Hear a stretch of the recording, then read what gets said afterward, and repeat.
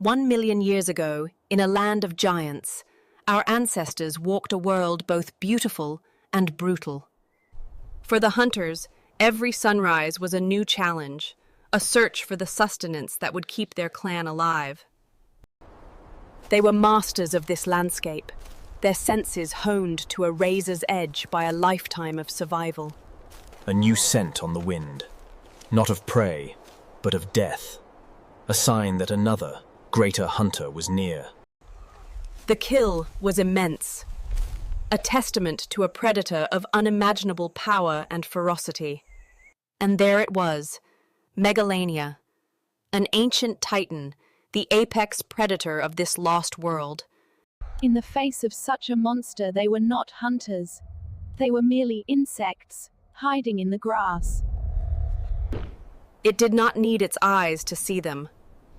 With its forked tongue, it tasted their fear on the wind. A single, careless sound. A brittle twig. A broken silence. A fatal mistake. In the chaotic retreat, a glancing blow. A single, shallow bite. They had escaped, or so they thought. They returned not with food, but with a tale of terror. Of a monster unlike any they had ever encountered in the lowlands. The leader examined the wound. It was not a deep, bone-shattering blow, but a series of ragged tears from the monster's teeth. The bite was shallow, but jagged.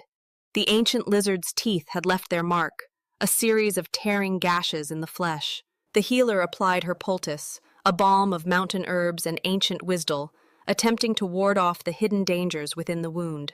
Bound and resting by the fire, the hunter found a fragile comfort. The immediate danger seemed to have passed, or so they desperately hoped. But the terror lingered. In the rustle of leaves, in the shifting shadows, the monster's presence was slice. As night deepened, a subtle change began. The silent, invisible enemy had started its... The hunter stirred, disturbed by an unseen torment. A silent battle, a creep. The leader felt the heat of it. A fever, subtle at first. And in the darkness, a sound. A quiet rustle, a patient presence. Dawn brought no relief. The invisible enemy within had tightened its grip, slowly turning the hunter's body into a battlefield. The wound, once a mere scratch, now pulsed with a terrifying life of its own. A silent... Their wisdom, their strongest remedies, were powerless. This was a sickness beyond them. Even the children felt it. A cold dread, a dawning realization that this illness was different. They could not stay. A desperate decision to flee, to put distance between them and the monster's invisible, deadly weapon. The infected hunter became a burden, a heavy, tragic reminder of their vulnerability, slowing their frantic and desperate escape. But the monster was patient. It followed, not with speed, but with an ancient, chilling certainty. Its tongue was its eye, its nose, tasting the air, tracing the scent of weakness, following the trail of the dying prey. The scent of fear, the trace of tainted blood, a silent beacon guiding the ancient predator to its promised, weakening meal. They fled, unaware of the patient shadow that stretched behind them. The hunter was now the hunted. Their desperate flight became a grueling ordeal. The land itself seemed to conspire against their escape. The poison worked its slow, cruel magic, stealing not just his strength but his mind, leaving only a fevered shell. The leader faced a terrible choice. The life of one, against the survival of the entire clan. Fresh tracks ahead. A chilling message. The monster was not just following. It was herding them towards its chosen ground. The horrifying truth dawned. They were not escaping. They were being driven into a trap of the monster's choosing. From its throw of stone, the ancient hunter watched its poison work, its patience as absolute as the sun. As dusk fell, they found a meager shelter, a shallow grave of rock in which to pass another night of rising fear. For a brief, lucid moment, he saw his own doom. The monster was not just following him, it was already inside him. His companion's grief hardened into rage, a burning hatred for the patient, silent monster. And then, a sound from the darkness above. The patient hunter had finally come to claim its long-awaited prize. The horrifying truth was revealed. Their shelter was not a fortress, but a trap with no ceiling. The patient hunter, having driven them into the trap, now simply had to descend to claim its prize. Grief turned to rage. A refusal to let the monster claim its victim without a final, desperate fight.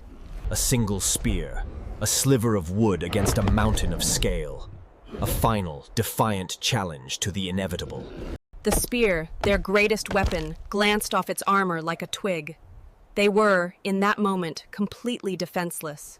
When stone and wood had failed, she turned to their last, most desperate hope, the magic of the flame. It descended with a terrifying, inexorable slowness, a living landslide of teeth and claw, its progress unhurried. A race against time. The frantic spin of the fire drill against the slow, scraping crawl of an inevitable death. The monster had arrived. And in the same instant, a single, tiny spark was born. A final moment. A desperate race between the closing of the fangs and the birth of the all-consuming flame. In the jaws of death, a spark of life. A tiny flame. The monster, an ancient creature of tooth and claw, recoiled from the alien power of the dancing flame. No longer a spark, but a barrier, a wall of fire, forged in an instant to hold back the ancient evil. It roared in frustration, a creature of the earth thwarted by a strange, new magic it could not comprehend. The clan, once prey, now became masters of the flame, wielding its power against their tormentor. But amidst the chaos of their survival, the hunter faded. His battle was fought, his strength spent, his life slipping away. The monster, defeated by the strange, new weapon, was forced to retreat, leaving behind the heat and light it could not conquer. They worked with frantic speed, creating a barrier not against its teeth, but against its cunning and its patience. They had won the battle, but lost the war for their kinsman. The hunter's life, a tragic cost of their learning. Yelled. The monster retreated, carrying a new lesson. These strange, small creatures had discovered fire. The monster was gone, but the silence it left behind was heavy with the price of their victory. In the warmth of the fire they had made to save him, the hunter's battle finally ended. The poison had won. A silence fell, deeper than any fear. A grief for a life lost not to... The friend who had witnessed the bite now carried a new burden, the heavy, silent weight of the survivor. The leader stood guard, her own grief a luxury she could not afford. Her duty was to the living and the dangers of the night. With the dawn, they committed his body to the stone, a final act of love and respect for their fallen kinsman. In the face of death, a new idea sparked, a belief in a journey beyond the darkness, a hunt in another world. A gift for the journey. The final respects were paid. But the world did not wait for grief. Their own journey, their own survival, had to continue.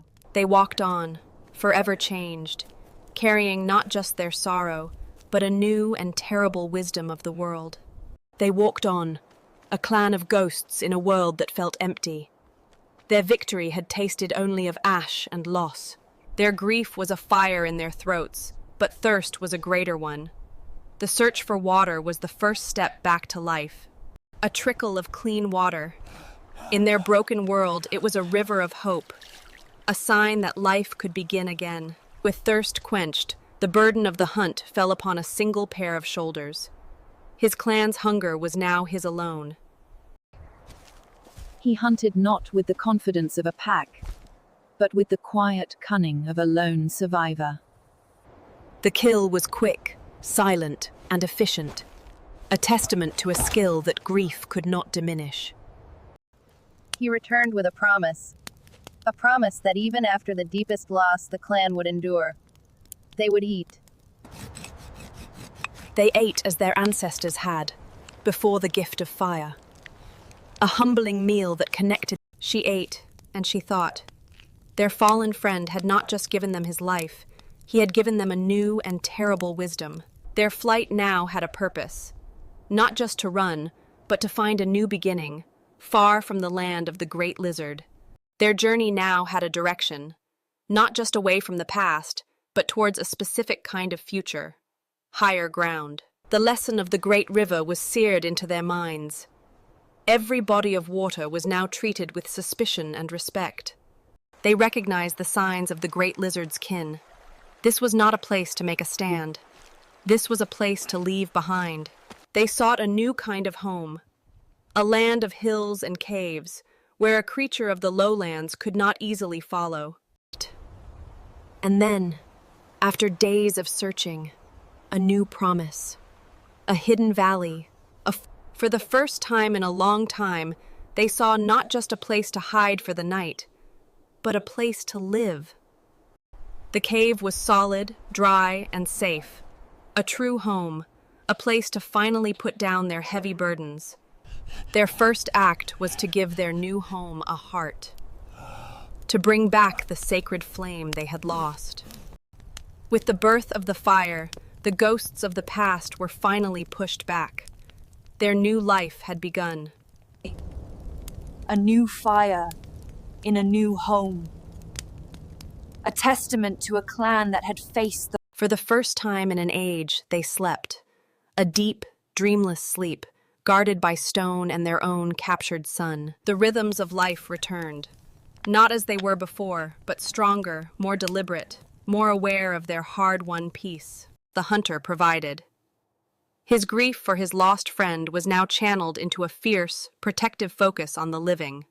Abundance returned, and with it, the sounds of life that had been silenced for so long.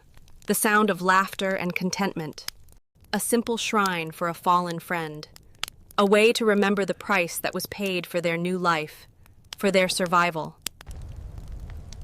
And so, the story began to be told, not in gestures, but in a permanent mark upon.